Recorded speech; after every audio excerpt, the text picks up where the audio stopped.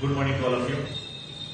तुम्हारा आज का जो टॉपिक है वो चैप्टर नंबर 3 है और फिर चैप्टर का नाम है the skeletal and muscular system. ठीक है, चैप्टर का नाम क्या है? The skeletal and muscular system. देखो, ये जो स्केलेटल और मस्कुलर सिस्टम है ये सब मतलब कि जैसे मैं सिर्फ स्केलेटल सिस्टम की बात करता हूँ, फिर मैं मस्कुलर सिस्टम की बात करूंगा तुमसे थोड़ी देर बाद। इस चैप्टर के एंड में हमारा मस्कुलर सिस्टम है, तो फर्स्ट ऑफ ऑल हम स्केलेटल सिस्टम को डिस्कस करते हैं। स्केलेटल सिस्टम होता क्या है? तुम्हें ये बात अच्छे से पता होगा, तुम इस बात से इनकार नहीं कर सकते हो कि तुम्हारी जो बॉडी है, तुम्हारी बॉडी जो है वो सब बोन से मिलकर बनी हुई है, मसल्स से मिलकर बनी हुई है। इस बात से तो तुम इनकार नहीं कर सकते हो। तो ये जो बोन है, तो ये बोन का जो अरेंजमेंट होता है, बोन का जो जैसे कि छोटे छोटे बोन्स है या फिर बड़े बड़े बोन्स है, सब बोन मिलकर एक स्ट्रक्चर बनाता है, एक ढांचा बनाता है, एक संरचना बनाता है। ठीक है, एक साइज देता है तुम्हारे एक शेप देता है और एक साइज देता है तुम्हारे बॉडी को। ये तुम्हारा पता है क्या कहलाता है? यही तुम्हारा स्केलेटल सिस्टम कहलाता है। इसको तुम स्केलेटल भी बोल सकते हो। ठीक है, अब जैसे तुमने कभी लैबोरेटरी में या फिर मूवी में देखा होगा कंकाल, ठीक है, उसमें क्या होता है? मसल्स नहीं होता उसके उस पर, वो पूरा कंकाल रहता है, हड्डी का ऊपर से नीचे बना हुआ। तो वो सिस्टम जो तुम्हारा है वो तुम्हारा स्केलेटल सिस्टम। अब देखो, स्केलेटल सिस्टम क्या करता है? स्केलेटल सिस्टम तुम्हारे बॉडी को शेप प्रोवाइड करता है, ढांचा प्रोवाइड करता है। अब जैसे मैं कह लूं कि मेरा जो हेड है और मेरा जो पैर है, ठीक है, सर से लेकर पैर तक मेरा जो ये संरचना है, मैं ऐसे खड़ा हूं तुम्हारे सामने या फिर तुम खड़े हो खुद अपने आप में, तो फिर वो जो तुम्हारा ना वो स्केलेटल सिस्टम की मदद से हो रहा है। तुम्हारे स्केलेटल सिस्टम का ये संरचना है, इसलिए ऐसा हो रहा है। जैसे तुम एनिमल्स का एग्जांपल ले लो, एनिमल्स क्या करते हैं? उनका हाथ भी नीचे जमीन में रहता है और पैर भी नीचे जमीन में रहता है, तो उनका स्केलेटल सिस्टम क्या होता है? ऐसे करके वो चलने का काम करता है। ठीक है, बंदर का उठा लो या फिर भालू उठा लो या शेर उठा लो, जिसको मतलब एग्जांपल देखना है तुम देख सकते हो अपने आसपास में, तो वो उसका स्केलेटल सिस्टम रिस्पॉन्सिबल है इस बात के लिए कि उसका संरचना ऐसा हो सकता है। और हमारा स्केलेटल सिस्टम इस बात के लिए रिस्पॉन्सिबल है कि हमारा संरचना ऐसा है। तो हमारा संरचना कैसा है कि हमारा दोनों हाथ फ्री होता है, पैर जमीन पे होता है, लेकिन जानवरों के साथ ऐसा नहीं होता। जानवरों का हाथ भी जमीन पे होता है और फिर पैर भी जमीन पे होता है। ठीक है, तो ऐसे ऐसे करके हम डिस्कस करेंगे इस चैप्टर में बहुत सारी बातें जो स्केलेटल सिस्टम के बारे में आपको बताई गई है। ठीक है, और तो स्केलेटल सिस्टम बेसिकली अब बात करेंगे हम कि स्केलेटल सिस्टम जो है वो बना किससे? तो बताइए आपको, स्केलेटल सिस्टम में जो बोन से मिलकर बना होता है। और बोन कैसा होता है? सवाल उठता है, बोन कैसा होता है और बोन के अंदर क्या क्या होता है? बोन के अंदर कुछ मटेरियल्स होते हैं, बोन खोखला नहीं होता है। ठीक है, तो ये सब सवाल बनता है, तो हमें ये सब के बारे में हम इस चैप्टर में डिस्कस करेंगे। ठीक है, देखो, अब ये जो स्केलेटल सिस्टम होता है ये डिफरेंट डिफरेंट पार्ट से मिलकर बना हुआ होता है। ठीक है, डिफरेंट डिफरेंट पार्ट से मिलकर बने होने का मतलब इसका काइंड्स डिफरेंट डिफरेंट काइंड्स होता है। अब बोलने का मतलब मेरा ये हुआ कि मेरा जो हेड है और मेरा जो पैर है, मतलब सर से लेकर पैर तक जो मेरा स्केलेटल सिस्टम है, वो उसको डिवाइड किया गया, उसको कैटेगराइज किया गया, क्लासिफाइड किया गया, मतलब पार्ट्स में डिवाइड किया गया। अब जैसे ये जो मेरा यहाँ गर्दन से लेके हेड तक ये जो मेरा पार्ट है, इसको बोलते हैं स्कल पार्ट। ठीक है, इसको बोलते हैं क्या पता है? इसको बोलते हैं स्कल पार्ट। स्कल पार्ट में तुम्हारा क्या आ गया? ये खोपड़ी आ गया, तुम्हारा खोपड़ी के अंदर में जो ब्रेन हो गया, ये सब आ गया तुम्हारा। उसके बाद क्या है? शोल्डर, ये शोल्डर वाला रीजन है। ठीक है, कांधे वाला रीजन आता है मेरा। इसकी हेड के बाद यहाँ से लेकर ऊपर के बाद ये क्या आ गया? स्कल पार्ट में आ गया। फिर इससे नीचे जो होता है मेरा हेड शोल्डर पार्ट में आता है। फिर शोल्डर के नीचे आप थोड़ा सा बढ़ोगे तो आपका पता है क्या आएगा? रिब पोर्शन आएगा। ठीक है, रिब केज आएगा। रिब केज आएगा, रिब केज बोलो तो ये छाती। ठीक है, इसी के अंदर क्या रहता है? लंग्स रहता है, फेफड़ा रहता है, तो हम सांस लेते हैं, हमारी छाती ऊपर नीचे होता है। ठीक है, तो ये क्या हो गया? रिब पोर्शन हो गया। इसके जस्ट नीचे आओगे और पीछे वाला पोर्शन पे जाओगे, ठीक है, यहां से लेके यहां तक तुम्हारा ये पता है बैक पोर्शन कहलाएगा। यहाँ पर वो छाती के नीचे तुम आओगे, रिब केज के नीचे आओगे, तो ये क्या हो गया? खाली है। और खाली नहीं मतलब मसल्स है, यहाँ पे स्टोमक है, तुम्हारा इंटेस्टाइन है, तो ये सब बोन्स कैटेगरी में तो नहीं आता ना। बोन्स तो ये सब बोन्स का तो बना हुआ नहीं, ये सब मसल्स का बना हुआ। तो फिर क्या हो गया? यहाँ पे खाली है। और फिर तुम पीछे की तरफ बढ़ोगे, यहाँ पे देखो, अपने आप को टच करके देखना, तुम्हें ज्यादा अच्छे समझना है। तो पीछे वाले पोर्शन पे तुम्हें बोन्स मिलेगा। ठीक है, इस वाले पोर्शन को हम बोलते हैं बैक पोर्शन। ठीक है, बैक पोर्शन मतलब बैक बोन बोलते हैं इस वाले को। ठीक है, उसके बाद क्या बोलते हैं? इसके नीचे बढ़ोगे, जब ये बैक पोर्शन के नीचे बढ़ोगे तो तुम्हारा ये क्या? हिप वाला एरिया। ठीक है, हिप वाला एरिया, कूल्हा, ये देखो ये, ठीक है, ये कूल्हा वाला एरिया तुम्हारा आ गया उसके नीचे। उसके बाद क्या हो गया, लिम्स। लिम्स बोलने का मतलब होता है, मतलब ये जो, सॉरी मैं बता रहा हूँ, ये हिप जो होता है ना, हिप के नीचे पड़ोगे तो तुम्हारा पैर आ जाएगा दोनों, ठीक है, ये क्या हो गया, लिम्स में आ गया। लेकिन ऊपर से नीचे आने के दौरान मैंने एक चीज छोड़ दिया, वो तुम्हारा मेरा दोनों हाथ, ठीक है, मैंने दोनों हाथ छोड़ दिया। मैंने स्कल बताया, उसके नीचे तुम्हें बता दिया कि मेरा शोल्डर वाला रीजन है, और शोल्डर वाला रीजन के बारे में नीचे बता दिया मैंने, रिप के, उसके बाद फिर बैक पोर्शन बताया, फिर उसके बाद हिप पोर्शन बताया, फिर उसके बाद मैंने बोला लिम्ब। तो लिम्ब में क्या आ गया, ये पैर, ठीक है। तो ये पैर को हम लोग क्या बोलते हैं, हिंड लिम्ब बोलते हैं। मैंने लास्ट लेक्चर में भी बताया था आपसे, लास्ट चैप्टर में हमारे बहुत ये सब कि मतलब फोर लिम्ब और हिंड लिम्ब क्या होता है। तो देखो मैंने ये हाथ छोड़ दिया, हाथ को नहीं पता है ना तुमसे, तो ये हाथ या क्या मेरा फोर लिम्ब में आता है, और पैर में मेरा क्या हिंड लिम्ब में आता है। तो लिम्ब के बारे में भी हम इस चैप्टर में बहुत अच्छे से डिटेल से डिस्कस करने वाले हैं, ठीक है। अब देखो, तो स्टार्टिंग में हमारे बुक में बोलता है ऑर्गन और ऑर्गन सिस्टम, ठीक है। ऑर्गन और ऑर्गन सिस्टम क्या होता है, इसके बारे में मैं तुमसे बताता हूँ। अब जैसे देखो, तुम्हारा जो जस्ट मैं एग्जांपल ले लेता हूँ, लीवर, ठीक है। लीवर का काम क्या है, थोड़ा बहुत भी अगर लीवर के बारे में जानते हो तो लीवर का काम है क्या, डाइजेशन करना, ठीक है। इंटेस्टाइन, स्टोमक, ये सब का काम भी क्या है, डाइजेशन करना, मतलब फूड को पचाना। अब तुम बोलोगे सर तो फर्क क्या है, लीवर भी वही काम कर रहा है और फिर इंटेस्टाइन भी वही काम कर रहा है, स्टोमक भी वही काम कर रहा है। देखो डाइजेशन प्रोसेस एक है, ठीक है, ये डाइजेशन तो तीनों डाइजेशन करने का काम करता है, लेकिन तीनों में फर्क है। जो जिस चीज का डाइजेशन स्टोमक करता है, मतलब स्टोमक प्रोटीन का डाइजेशन करता है, ठीक है, तो उस चीज का डाइजेशन इंटेस्टाइन नहीं करेगा, उस चीज का डाइजेशन लीवर नहीं करेगा, ठीक है। तीनों को अलग अलग फूड्स को डाइजेस्ट करने का काम दिया गया, कोई प्रोटीन को कर रहा है, कोई फैट को कर रहा है, कोई ग्लूकोज को कर रहा है, ठीक है।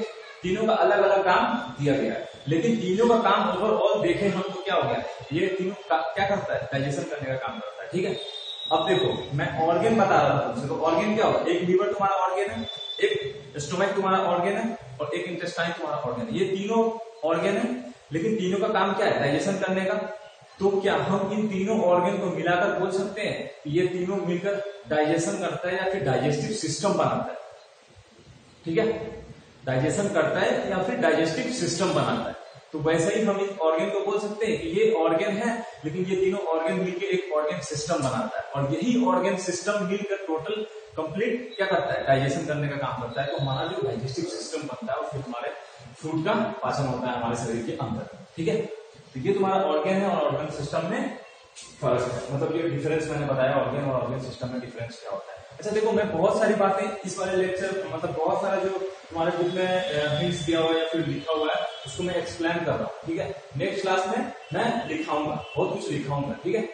और फिर मेरे को ऐसा लगेगा जो चीज छोड़ना है मैं छोड़ दूंगा तुम्हारे लिए, तुम खुद से पढ़ के भी इसको कर सकते हो। सारी चीजें नहीं लिखा सकता, और सारी चीजें मतलब बता तो सब कुछ रहा हूं मैं तुमसे, लेकिन सारी चीजें लिखाना जरूरी मेरे को नहीं लगता।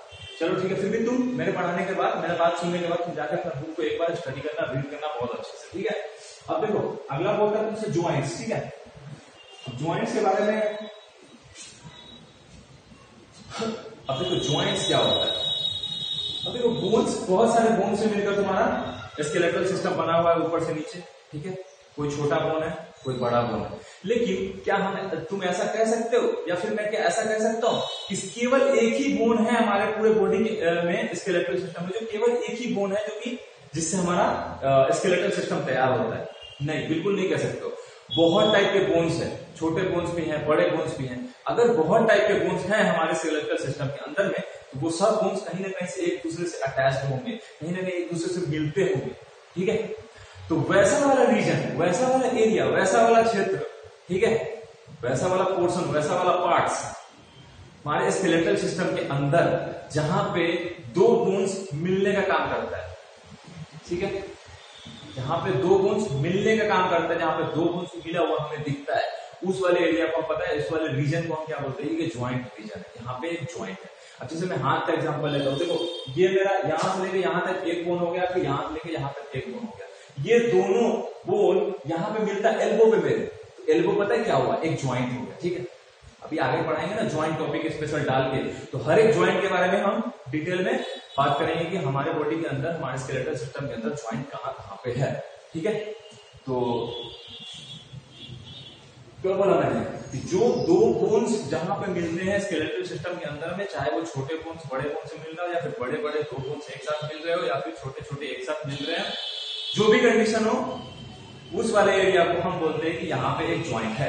अब ठीक है, ज्वाइंट्स को भी आगे क्लासिफाइड किया गया है, मतलब उसको बहुत सारे भागों में बांट दिया गया है। तो वो हम जब टॉपिक पे डिटेल से जब ज्वाइंट टॉपिक पे डिस्कस करेंगे तो फिर हम एक एक बातें को डिस्कस करेंगे वहां पे। अभी मैं बस जैसे मोटा मोटी तुमको रोड मैप दे रहा हूँ, बता रहा हूँ कि इस चैप्टर में तुमको क्या क्या बताया जा सकता है, तुमको बस प्रिपेयर कर रहा हूँ। ठीक है, अभी मैं लिखा भी नहीं रहा हूँ, बस बोल रहा हूँ, समझ में आना चाहिए तुमको जो भी सारे बातें मैं तुमसे बोल रहा हूँ। ठीक है, अब अगला है तुमसे थर्ड, मतलब जो कि लास्ट है इस चैप्टर का, जो कि मस्कुलर सिस्टम। ठीक है, अब मस्कुलर सिस्टम जैसे मैंने तुमसे बताया कि तुम्हारे अंदर क्या है, बोन्स है, और सब बोन्स एक दूसरे से मिलकर क्या बनाते हैं, स्केलेटल सिस्टम बनाते हैं, या फिर उसको स्केलेटल भी बोल सकते हैं। ठीक है, तो वैसे ही हमारे बॉडी के अंदर बहुत सारे बॉडी में मसल्स पाए जाते हैं। ठीक है, ये देखो यहाँ पे मसल्स है, चीक पे मसल्स है, या फिर मेरे यहाँ पे देखो बाइसेप्स पे मसल्स है, या मेरे थाई पे मसल्स है, या मेरे हिप पे मसल्स है।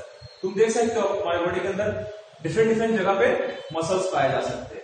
तो अब क्या है कि अब जैसे एक एक बोन मिलकर पूरा स्केलेटल सिस्टम तैयार करता है, वैसे ही छोटे छोटे मसल्स मिलकर भी तुम्हारा पूरा मस्कुलर सिस्टम बना सकता है। अब जैसे तुम्हारा हार्ट है, ठीक है, हार्ट एक ऑर्गन है, तो हार्ट पूरा किससे बना हुआ मिलता है, मसल्स का है, वो मसल्स को मतलब मसल से ही बना हुआ, उसको कोई बोन्स वगैरह नहीं होता। ठीक है, तो वैसे ही मसल्स मिलकर क्या बनाता है, ऑर्गन बनाता है। वैसे ही डिफरेंट डिफरेंट टाइप के मसल्स के ऑर्गन मिलकर तुम्हें क्या बनाता है, डिफरेंट डिफरेंट टाइप के मसल्स के ऑर्गन मिलकर क्या बनाता है, ऑर्गन सिस्टम बनाएंगे, उसी को हम पता है क्या बोलते हैं, मस्कुलर सिस्टम। अब देखो इसमें स्पेसिफिकेशन है, इसमें और डिटेल्स में जा सकते हैं। जैसे अब स्केलेटल सिस्टम है तो क्या हमारे पास जो टोटल जितनी हड्डियां हैं, 206 हड्डियां हैं ना हमारे पास, 206 total bones, number of bones are 206। ठीक है, हमारे पूरे स्केलेटल सिस्टम में 206 हड्डियां, इस बात को तुम याद कर लो। तो हमारे ख्याल से तुम पहले से भी जानते हो, चलो नहीं भी जानते हो तो चलो 206 हड्डियां होती है। वैसे ही बोन्स के साथ साथ मसल्स के भी काउंट होते हैं। ठीक है, मसल्स का भी एक फिक्स काउंट है कि हाँ इतना टोटल नंबर ऑफ मसल्स हमारे बॉडी में कितना है। तो ये डिस्कस करेंगे कब, जब हम मसल्स टॉपिक डाल के अच्छे से डिस्कस कर लेंगे। चलो ठीक है, तो ये तो मैंने तुमसे सारी बातें बताई, मोटा मोटी तौर पर तुमसे बता दें कि इस चैप्टर में तुमको क्या क्या बताया जाएगा और तुम्हारे साथ क्या क्या होने वाला है इस चैप्टर में। ठीक है, उसके लिए तुम प्रिपेयर रहो।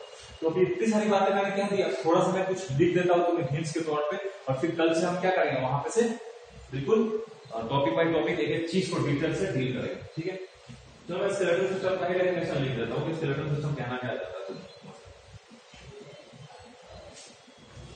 फर्स्ट पेपर है तुम्हारा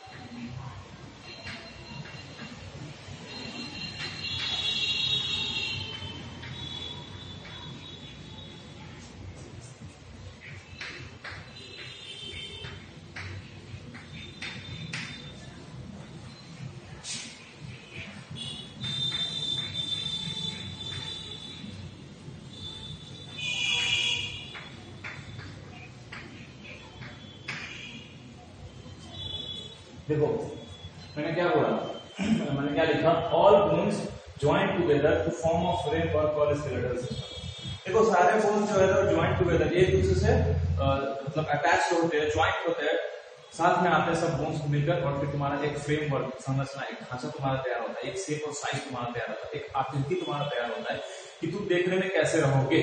ठीक है, वो कहलाता है तुम्हारा द स्केलेटल सिस्टम।